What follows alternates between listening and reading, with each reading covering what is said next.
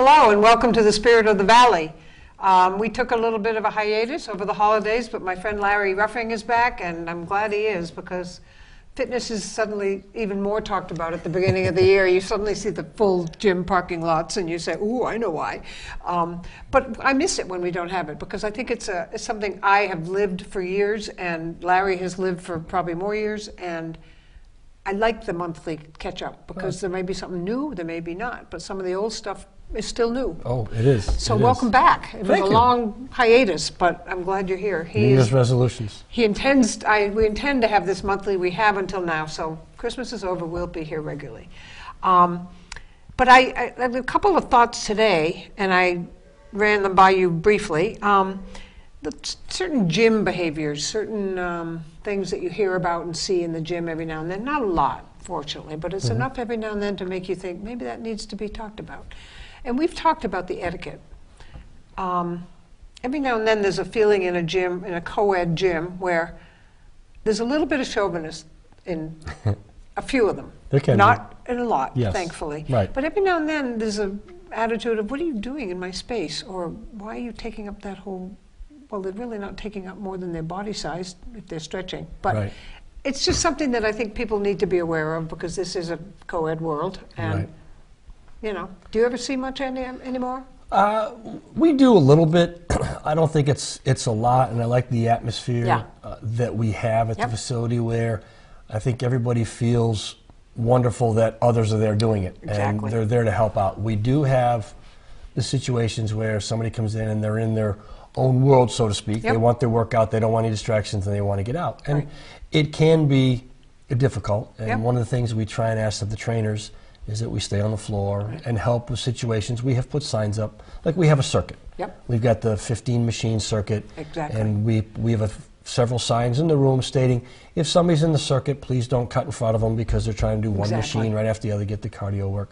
So we're looking to do some precautionary measures ahead of time, kind of be proactive with that to nip it. And I think for the most part, a lot of it can happen with the atmosphere created by the people that work there too. Okay. That's true. I don't see it that much, but I know it's possible. And I wasn't giving the impression that this is pervasive. It's just every now and then you get the feeling, oh, that was hard. That person was just doing her thing. And so I don't mean to make it a blanket thing, because it is a wonderful environment. It is the best I've ever had, and you know I love to be with all people. I've got a lot of friends from that place, so that's a real benefit.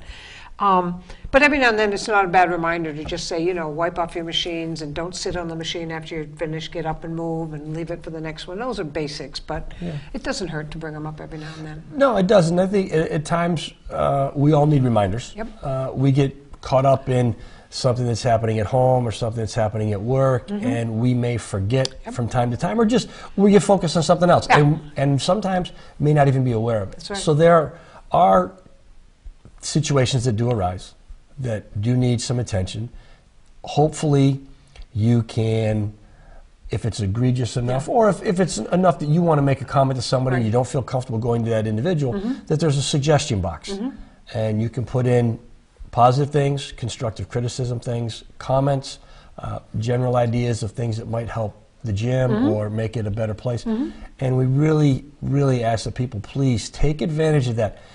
What the members have to say counts for a lot. It's extremely important, because I think in most gyms the one thing they want to do is once they get somebody there, a member there, they want to retain them. Retention is very, very important. Huge issue.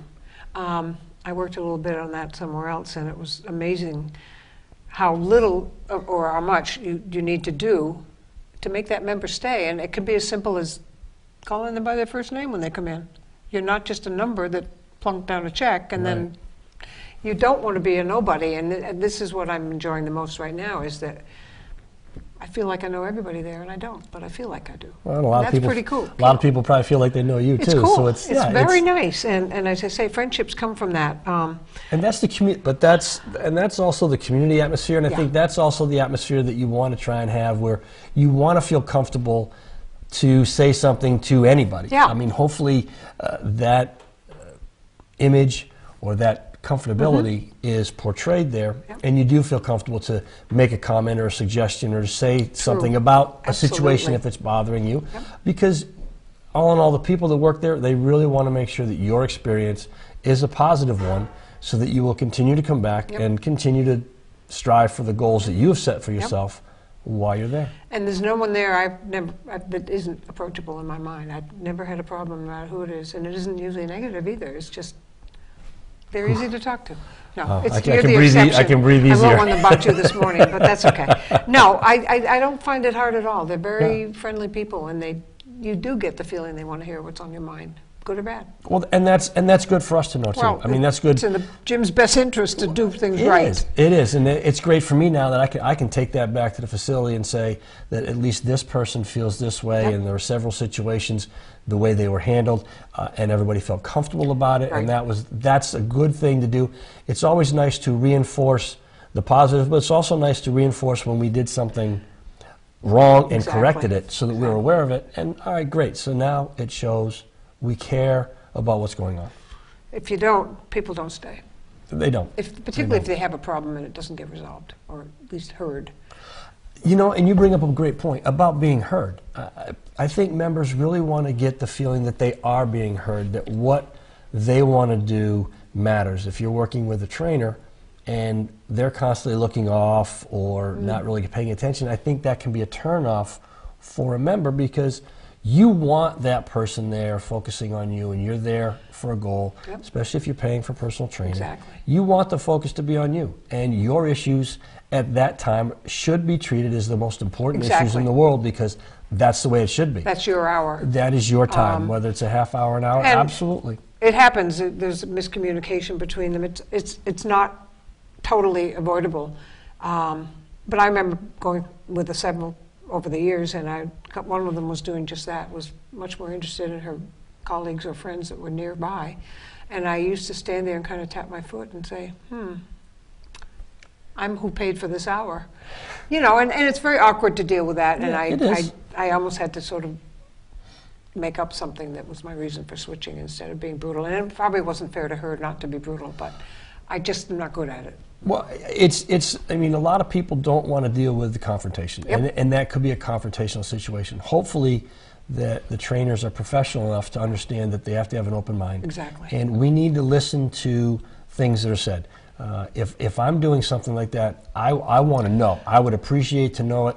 You know, you've taken some of my classes. If I'm not acting properly, I want to know that so that I correct it, because maybe I'm just in a fog that day or spacey and not focused where I should be. But I think as professionals and trainers, we want to know that, because it's your interest that we're there for. I mean, the reason why we're there is because of you, and we need to treat you that way and treat others the same as well. It should be a friendly place. It should be there's almost a family feeling there. People really, they notice when you miss a class or two and they say, where have you been, are you okay? That's kind of a neat feeling, even though it was nothing of the sort. It was, they care. There's another issue that I've talked a lot or heard a lot about lately. It's a common thread. People that ask, they've heard stretch before exercise, stretch after exercise, and they all sort of say, no, it's before, no, it's after. And I know it can be both, but I also think there's a leaning toward one or the other. There is. The old school theory was don't do anything until you stretch up and stretch out. And what they're saying is you want to warm up the muscles. Right. Well, stretching may not necessarily be the best way to warm up the muscles. What we encourage people to do now is to do an activity that raises your core temperature, just to a point where you might start to feel a little bit of sweat.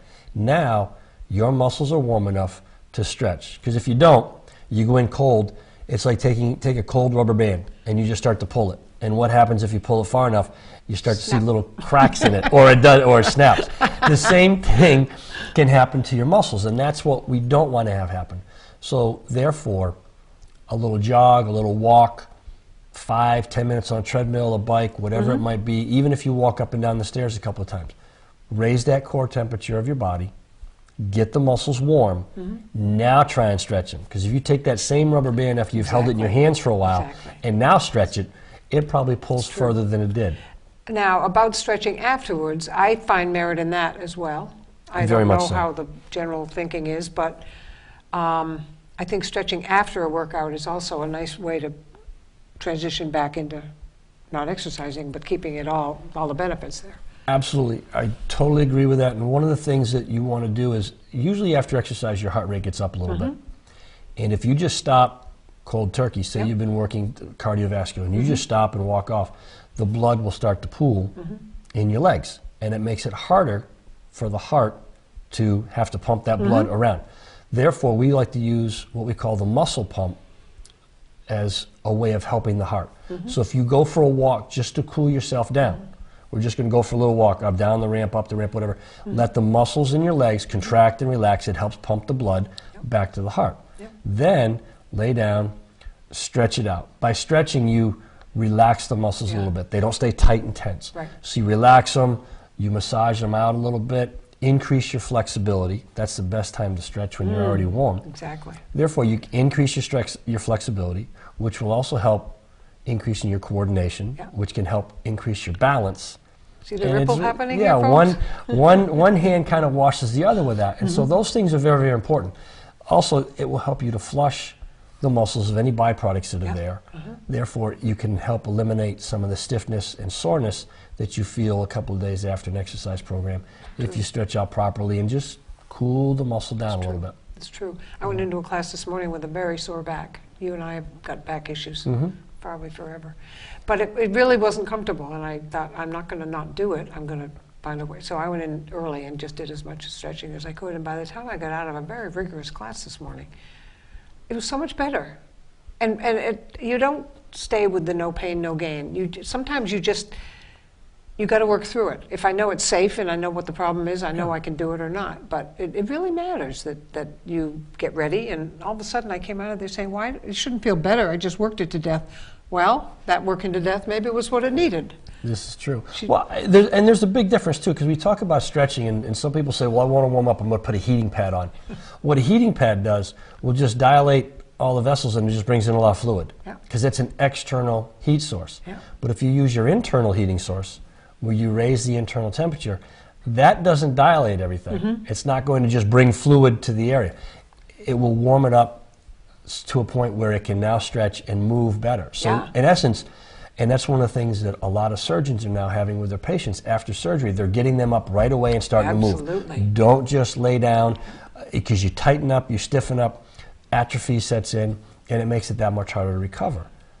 Big improvement from years ago. Oh, yes. You got up after weeks in the hospital bed, and then they said move. You move. Couldn't.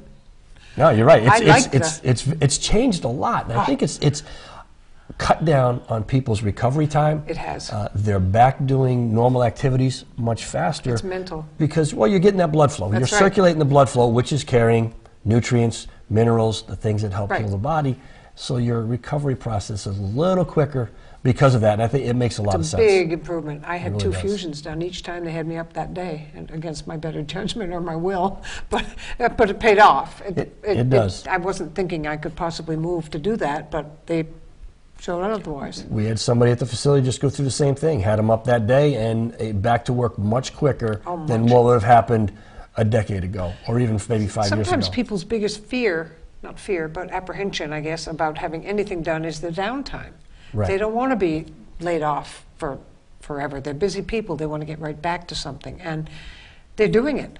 And if they have the will, it's that much easier. Oh, it is. Because they'll say, I'm going to do this no matter what. I want to be doing X in 2 weeks. And the attitude is everything sometimes. So it matters. It does. But the stretching is huge, folks. I never used to do it. When we were kids and played every sport there was, we just went out on the field and started kicking the soccer ball, throwing a basket. And I look now and I say, how did we all survive that without multiple injuries?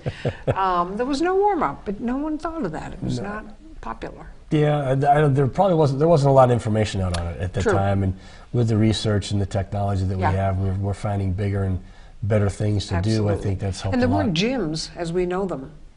Where I was growing up, we just did our sports. There weren't a lot of fitness areas, facilities, so we had to really look to find one, and no one ever really wanted to pay more. For most of us growing up, when they said gym, we thought it was a class that we took in school. That's all it was. That's what it was. And we all loved it, obviously. But absolutely.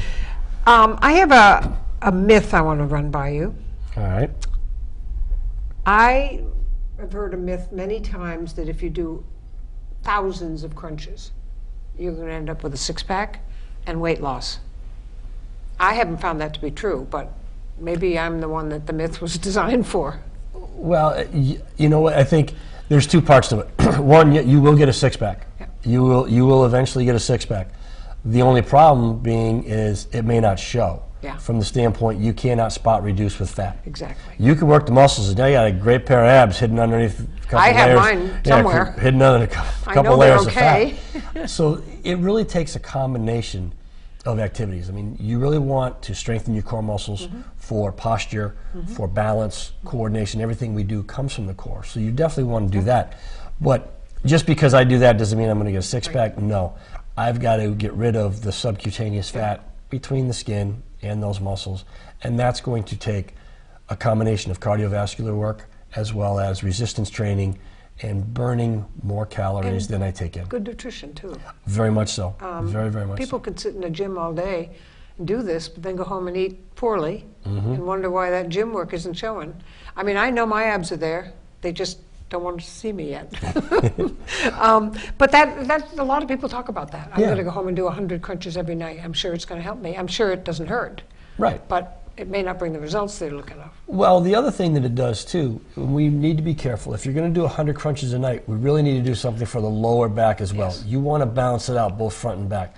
Because if you just do a lot of crunches, those muscles will start to pull. They're going to be tight and they're going to pull and they're going to pull and they're going to pull. And then now a back issue is related to the fact that my back muscles are not as strong as my ab muscles.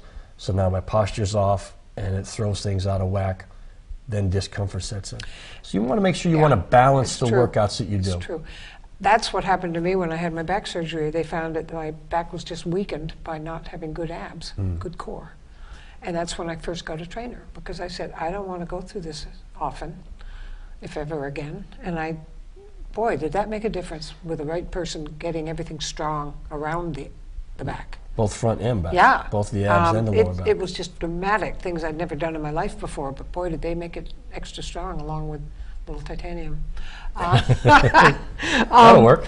Yeah, the titanium is good. Another myth, squats will give you a large butt. I put them on the spot here. I didn't mean to do that. No, it's interesting. I mean, by doing squats, you do work that area. Yep. You do work your backside, but you also work your quads, the front of the legs. You work your hamstrings, the back of your legs. You do work a lot. It's not necessarily going to give you a big butt. A lot of it's going to be based on your genetics Yep. and how much protein you have in your diet or what you're focusing. A lot more of it's going to be on genetics, because squats alone will not give you a huge butt. Right. It may for some, just because of the way your body is made up. Right. But I would say a large percentage of the people, it's not going to give you a big butt unless you do other things with it, Yep. Accompanied with extra strong doses of protein and changing your nutritional diet. But for the most part, squats are a great overall body exerciser, because it will work the front of your thighs, the back of your thighs. It also works your lower back. It also works your abs, because you have to sustain the weight. But it's also going to help the breathing and the chest expansion due to the fact that you have to hold the weight on your shoulders in the position you're in. So it stimulates growth in all areas of the body and not just your backside. I think I'm one of the few people that really loves doing squats. Oh, A lot of they're people really, don't. really good. I love them, maybe because I had someone who showed me the proper way, and squats and lunges in my whole life. Those are fun. They're very good for you. They really are.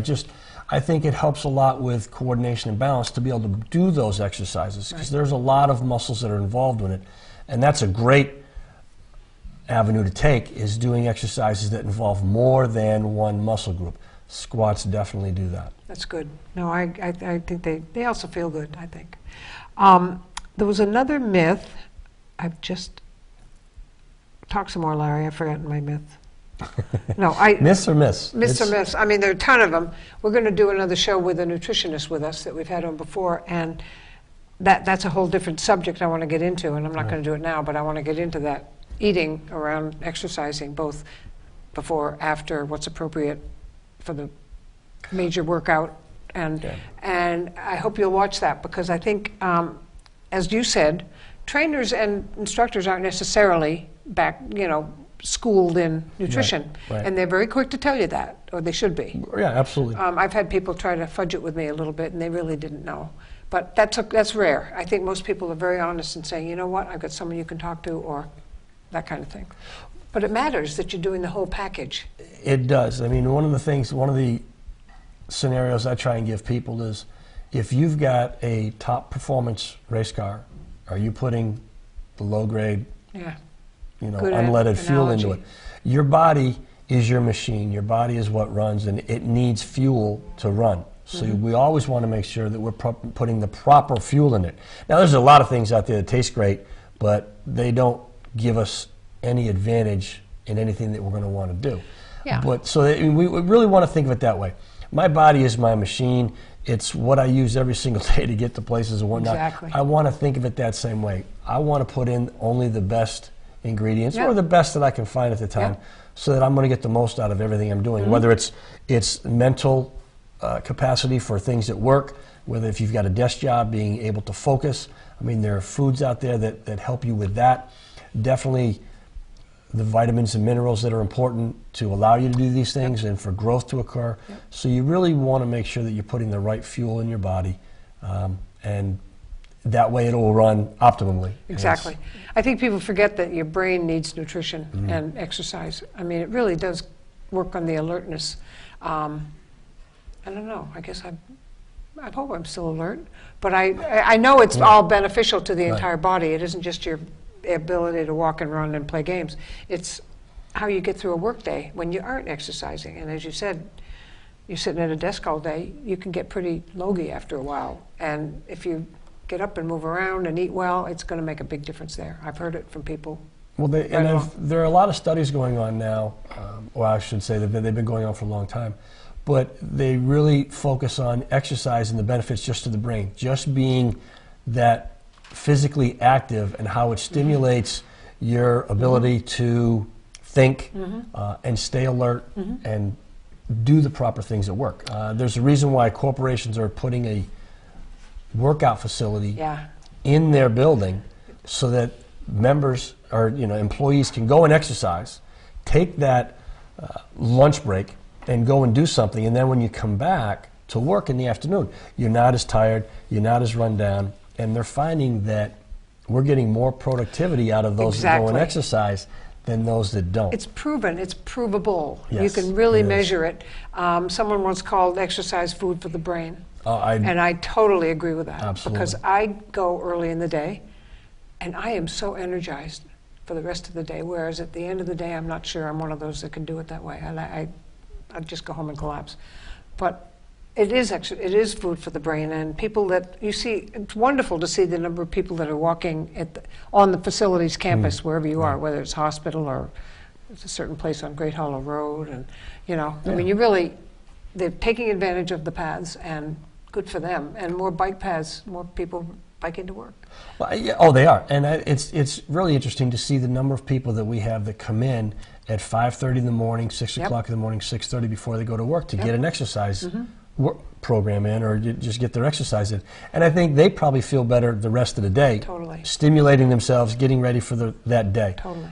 And even if you can get up in the morning, if you don't get it at morning, but you go at noontime, and it makes the rest of the afternoon so much better. Because it belies the old myth that exercise wears you out. Right. It's the opposite, I believe firmly. It gives you energy. And I know the early mornings for me are best because I really do. The rest of the day is no problem. So I'm an early bird. I'm up for 4 hours before the class. Why shouldn't I go? It's like we said, there are several studies that have shown that, and the alertness that people have, and the productivity that they get out of work. And so that, I mean, I keep going back to that. I think companies are seeing that. Yeah. Why do I want to pay somebody 9 hours a day when I can pay somebody 8 hours a day, and one of those hours they're going to go and exercise, and I get more productivity out of the 8 hour a day person than the 9 hour? That's saving me money. I'm getting more productivity. Why not do it? It's an investment well worth it. There are a lot of employers who will absolutely back that up because they're doing their own incentivizing. Some of them will give you rewards for it, which is fine, because I did consulting for a company that did that, and they had climbing peaks and doing the Proudy and doing this and that. but they won big time, because not only were their customers, say, giving up smoking and they were therefore in the office all day, but they were all healthier. They didn't have as many sick days, and they win Yes. on their. And Yes. one guy told me he'd saved $15,000 a year on his insurance premiums for these people. And that's one of the other things that a lot of companies are finding out too, by putting in wellness programs. They're seeing the benefit of it. You're cutting down on sick time, so you save money there. You don't have to retrain people when they're out. Right. That's a big help. Plus, by having a wellness program, it also cuts down on their insurance costs. Absolutely. Which then is passed on to So the company's employee. healthier, you're healthier, and Yeah. everyone wins. It's so hard to not see people want to do that when it's being offered, and often just built into their day so they don't have to pay extra or work extra. Some people, it's a change. It's That's right. it's a barrier. That's right. Change is a barrier, and they have a fear of it. There's a lot of barriers to change, and we could have a show Yeah. on that as well. But we might do that, because yeah. I think people have a lot of reasons why they don't do things, and they're really buttes. I'm guilty of it. Years ago, I would have said the same thing. We all have excuses. Yeah. We all have excuses. But then they and- realize what the benefit is after they stay with it consistently, and that's another show. We'll Yes, just it is. tease you with it. But we have covered our usual gamut of things today. We like to do that. Yes, we do. We like to just ramble and go off on tangents and pick different parts of fitness to talk about, because there's so many Wow. that if we had had more time to get this thing together today, I would have had more ideas. No, I'm saying that half kidding. No, I shouldn't take breaks either for Christmas, because I get a little bit stale.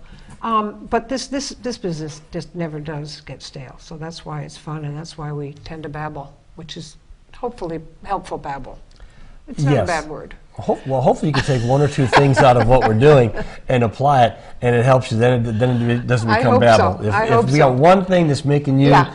a better person or a better One with your tip. exercise program, anything, that it's all worth it. And that's It really sometimes is. why I like these myths, because there are a million of them in fitness. Yes, there are. As there are with other Yes, there things. are. And boy, some of them make you giggle when you read them or hear them, but they're what people believe, and that's what they've been Yeah. told, and they have nothing else to measure it by. So. Right. But we'll get going with some other new topics, because you just brought up a good one. And we'll do that, and we'll have some nutrition too in the near future, because I think people worry a lot about what they should be Yeah. eating while they're before, during, after, not during. But a lot of people have been told not to eat anything, and I would die if I went into something without a breakfast. But that's just, everyone's different, and they believe in that. So I mean, and we go back to it too. We've talked about it before, that it's really difficult to run your car when you don't have any gasoline in it. Exactly. And like we said, food is the gasoline for our bodies, and you always want to have something. You may not want to eat a huge meal before you go and no, exercise, no. but you want to have something in there that the body can draw on exactly. for energy, whether it's just simple blood sugars Right. that give you the energy to get Right. through a quick 30-minute Yeah. treadmill workout. And You we'll want do to this. have something We'll in there. do this in depth with nutrition being on the horizon, because it's also after exercise. It's a whole picture of what is smart to eat when. Absolutely. And I think most people sort of pick their own, food, and, Right. and maybe it isn't always helping them. Anyway, our high-tech system of timing has told us that we're out of time. Yes. As usual, it goes fast. It does fly. It goes fast. So I hope this has helped, and I hope that you have any questions. Larry's email will be up on the screen, and mine is always up on the screen, and we are dying to help you with this, because we love it, and we want people to love it too. Right. And you don't if you're not doing things right, and we're hoping we're helping with that. So, but pass it along, and tell your friends who may not see this channel that they can get it off the website, and we will find all ways of answering questions. So please load us up. Please do. Larry, thank you. Welcome My back. pleasure. My pleasure. That Good to be hiatus back. didn't feel good to me. Good to be back. Anyway, thanks so much for watching. And again, contact us with any questions you might have, or thoughts for topics you'd like to hear, because that's also helpful. So thank you very much for watching, and we'll see you next time.